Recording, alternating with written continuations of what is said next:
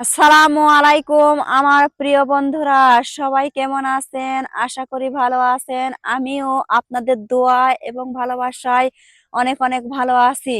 তো দেখেন, আজকে আমাদের বিলে আসছি আমি। এই ধান আমাদের কাটা ছেড়ে দেওয়া হয়েছে সবার, মানে আমাদের বলতে আমাদের তো গরিব মানুষ, অত জমি নেই, যেটুকু আছে। আর আমাদের অন্যদের জমি দেখাচ্ছি। যাই হোক, আমাদের দাসপাড়ার মাঠ দেখেন, জমি, দাসপাড়ার জমি। এগুলো ধান তুলে নেওয়ার পর গম করা হবে। আমাদের এখানে গম হয়। তো যাই হোক, কিছু কিছু ধান এখনো কিন্তু কাঁচা আছে, কাটা হয়নি। এই যে দেখেন, এগুলো আবার ওইদিকে আছে এখনো কাঁচা, তবে কাটা প্রায় শেষ। তো আমার প্রাণ প্রিয় বন্ধুরা,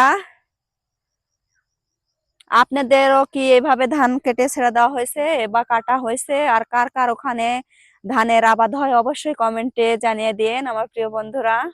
আর আমাদের বিলটা কেমন লাগলো অবশ্যই কমেন্টে জানাবেন আমার প্রিয় বন্ধুরা। এই যে দেখেন, আমাদের দাসপাড়া বিল অনেক সুন্দর বিল।